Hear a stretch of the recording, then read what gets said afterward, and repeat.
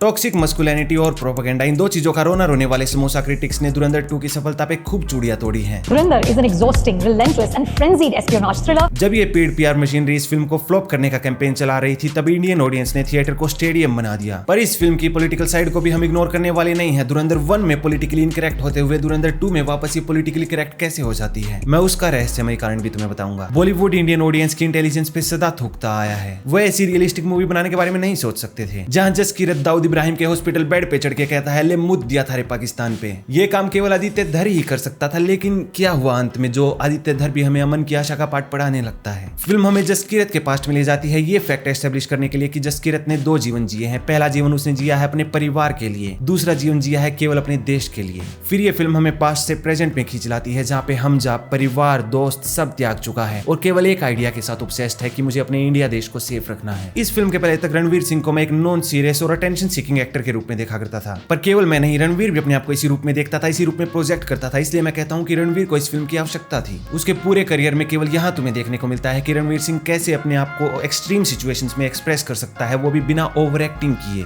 रहमान डकैत जैसा larger than life villain होने की बजाय यहाँ पे विलन मेजर इकबाल है, एक इनकॉम्पिटेंट नामर्द जिसका बाप ही उसे दिन रात गालियां देता है उसकी नामर्दी के लिए। विलन का बाप ब्रिगेडियर जहांगीर बड़े गर्व से बताता है कि 71 के युद्ध में उसने बांग्लादेश की 1000 औरतों की इज्जत लूटी थी।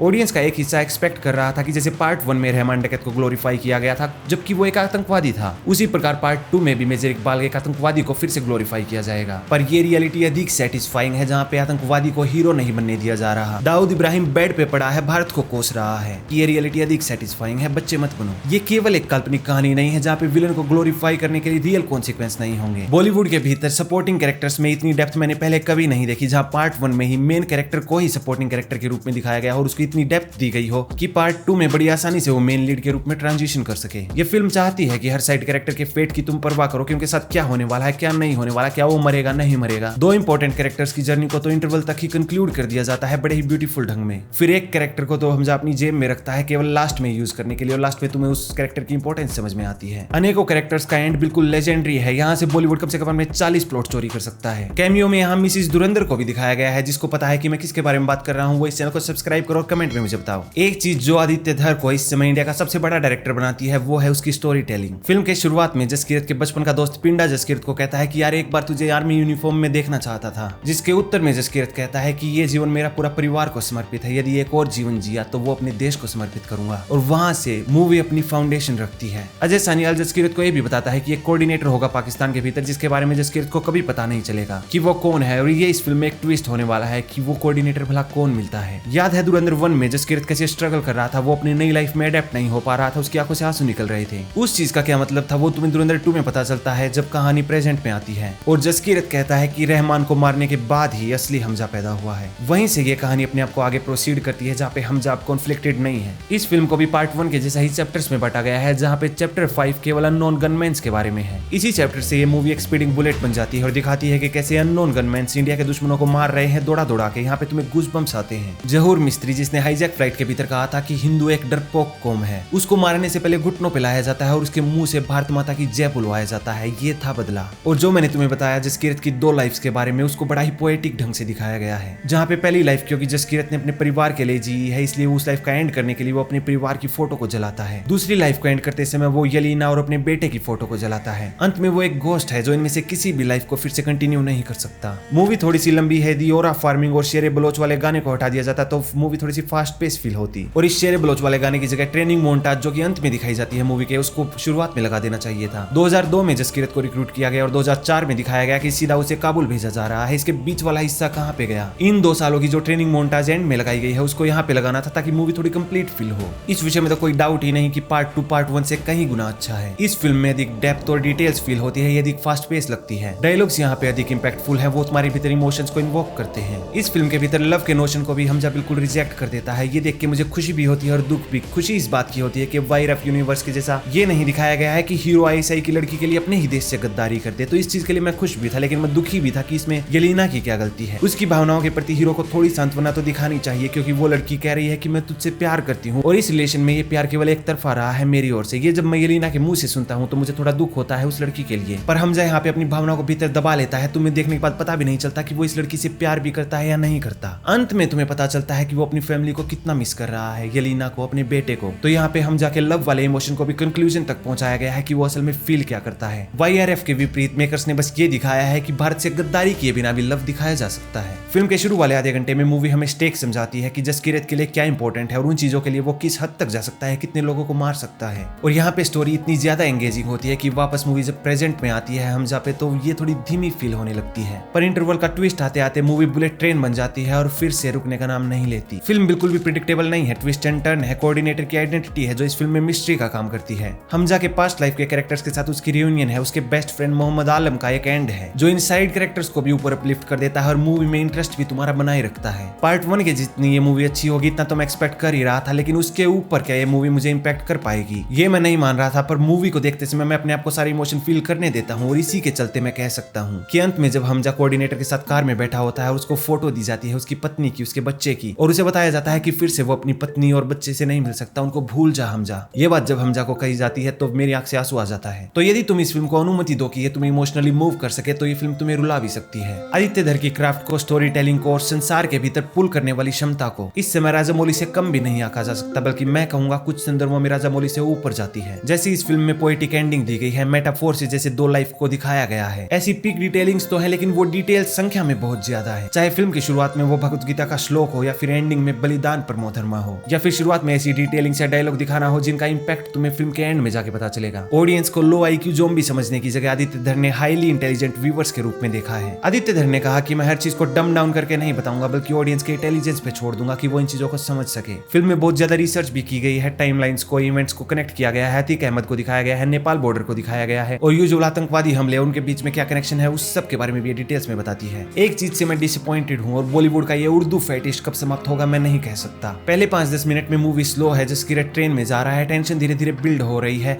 लेकिन बैकग्राउंड में गाना बज रहा है, दिल पर जख्म खाते हैं, जाम से गुजरते हैं, और दर्शक के रूप में तुम पाते हो कि ऐसी अड़ंग फड़ाग उर्दू हमें इस फिल्म से कैसे कनेक्ट करवाएगी। हमें तो पता भी नहीं वो उर्दू में बक क्या रहे हैं और ये कोई स्पाई थ्रिलर मूवी है या किसी टूटे हुए आशिक का फ्यूनरल। मैं उस भीड़ का हिस्सा कभी नहीं बनूंगा जो कहती हो कि उर्दू है तो एस्थेटिक है। भला ये उर्दू को एस्थेटिक का स्टैंडर्ड बनाया भी किसने? Who decided that? तुमने इस फिल्म के भीतर उर्दू म्यूजिक को पैशन के साथ दिखाया है, अंग्रेजी को दिखाया है, पंजाबी को भी बहुत दिखाया है। हिंदी फिल्मों के भीतर ही हिंदी डायलॉग्स और हिंदी म्यूजिक को इतना ह्यूमिलिएटिंग वे में ट्रीट करना ये अब एक लिमिट को क्रॉस कर रहा है। फाइट सीन्स की कोरियोग्राफी में ये फिल्म अच्छे से तुम्हारी आंखों में धूल झोंकती है, जहाँ पे तुम्हें लगता है कि फाइट बिल्कुल रियलिस्टिक भी है पर साथ ही साथ हीरो तुम्हें लार्जर देन लाइफ भी लगता है। पहले फाइट सीन में जहाँ जसकीरत लोगों से पूछ रहा है मेरी बहन कितने है और जब वो उत्तर नहीं देते उन्हें ठोक देता है, वहीं से ये फिल्म इस चीज को एस्टेब्लिश कर देती है। पर इसी मूवी के अंत में जहाँ पे हमजा मेजर इकबाल का पीछा कर रहा होता है वो सीन थोड़ा सा डिसअपॉइंटिंग था। वहाँ पे स्क्रीन थोड़ी लैगी और ब्लरी फील होने लगती है, जैसे कि फ्रेम्स ड्रॉप हो रहे हों। देख के तुम बता सकते हो कि वो एक रफ कट था, यदि उस पे और अधिक टाइम लगाया गया होता तो उसे और अधिक पॉलिश किया जाता। मुसलमानों को बारबैरिक दिखाया जाता है। इस फिल्म के पॉलिटिकल और सोशल एंगल पे भी आते हैं जो इस फिल्म का एक बड़ा हिस्सा है। चैप्टर 2 लूसीफर शुरू होता है और एक मुस्लिमों की भीड़ एक सिख आदमी को घेर लेती है और उस सिख आदमी को जिंदा जला देती है, ये नारे लगाते हुए कि गुस्ताखे रसूल की एक ही सजा, सरतन से जुदा, सरतन से जुदा। फिल्म स्पष्ट दिखा रही है कि पाकिस्तान के भीतर जनरल पब्लिक की मानसिकता क्या होती है, किस प्रकार वो टॉलरेट नहीं कर सकते दूसरे रिलीजन्स को, किस प्रकार वो बहाने ढूंढते हैं काफिरों को मारने के, उन्हें जिंदा जला देने के। और यदि तुम्हें लग रहा हो कि ये किस प्रकार का पाकिस्तान के विरुद्ध प्रोपेगेंडा है तो ऐसा कुछ भी नहीं, ये बिल्कुल रियल इंसिडेंट पे आधारित है। ये इंसिडेंट श्रीलंका के एक व्यक्ति को इसी प्रकार पाकिस्तान के भीतर जिंदा जला दिया गया था, एक रूमर फैला के कि इसने कुरान की बेअदबी की है,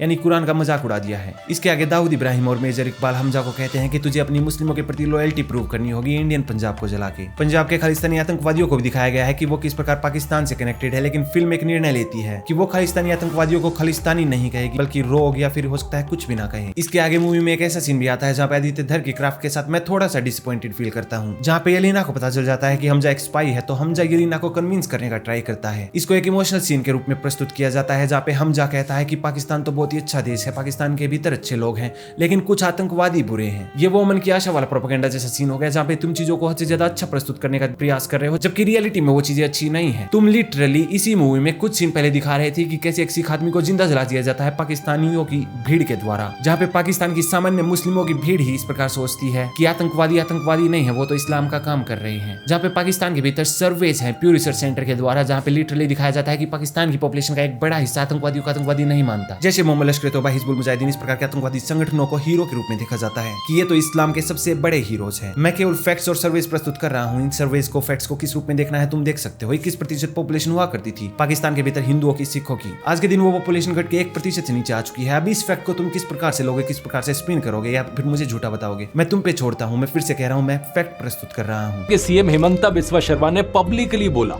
जो लोग धुरंधर देखने जा रहे हैं वो बीजेपी को वोट करेंगे। मूवी की बाइस की भी बात करते हैं। मैं मान के चल रहा था कि मूवी थोड़ी सी तो मोदी जी और बीजेपी के प्रति बाइस्ड अवश्य होगी, क्योंकि मैंने भी फिल्म देखने से पहले एक्स पे वही सारी क्लिप्स देख ली थी जहाँ पे मोदी जी की स्पीच को दिखाया जा रहा है। पर फिल्म देखने के बाद तुम्हें पता चलेगा कि मूवी रियल इवेंट्स को कनेक्ट करने का प्रयास करती है। भारत के भीतर पीएम मोदी को दिखाया जाता है, पाकिस्तान के भीतर नवाज शरीफ को दिखाया जाता है। उन्हें कितनी क्वांटिटी में दिखाया जाता है वो क्वांटिटी लगभग एक जैसी ही है। पर फिल्म ये भी अवश्य दिखाती है कि 2014 के बाद ही इंडियन एजेंसीज को फ्री हैंड मिला खुल के ऑपरेट करने का। आगे डिमोनेटाइजेशन को भी दिखाया जाता है कि वो कितना बड़ा स्टेप था। उरी अटैक को दिखाया जाता है, उरी अटैक के रिस्पॉन्स को दिखाया जाता है। फिल्म अपने नैरेटिव में कंसिस्टेंट है, यानी कि पॉलिटिकली इनकरेक्ट है। गर्व से बताती है उन चीजों को जिन चीजों को दूसरी फिल्में बताने से डरती हैं। यदि उसे एक इनकंसिस्टेंट सीन को हटा दिया जाए जब फिल्म दूसरी बॉलीवुड फिल्मों के जैसा ही अमन की आशा वाला राग गाने का प्रयास करती है। आगे फिल्म दिखाती है कि कैसे Pakistan American dollars, Indian NGOs, media, socialist universities में पहुंचा रहा है। धुरंधर 2 एक ऐसी मूवी है जो तुम्हें गर्व भी करवाएगी और गुस्सा भी दिलाएगी। बॉलीवुड की बाकी फिल्मों की तुलना में ये 90% सच दिखाती है, जहाँ पे बाकी फिल्में 10% सच दिखाती हैं। बाकी 10% में ये फिल्म भी मंकी बैलेंसिंग करने का प्रयास करती है। उसके सिवाय जो उर्दूफिकेशन है वो मुझे बिल्कुल भी अच्छा नहीं लगा। पर क्योंकि इस मूवी के साथ अंत में मैं हाईली इंप्रेस्ड रहा हूँ और मैं कहता हूँ बॉलीवुड की सारी फिल्मों से कहीं अधिक ऊपर है ये फिल्म, तो मैं इस फिल्म को प्राउडली रेकमेंड करना चाहूंगा। और यदि मुझे रेटिंग देनी हो तो मैं इसे दूंगा 5 में से 4 स्टार। इसी के साथ तुम इस चैनल को सब्सक्राइब करो और कमेंट सेक्शन में मुझे बताओ कि तुम मुझसे कितना अधिक सहमत हो या फिर सहमत नहीं हो।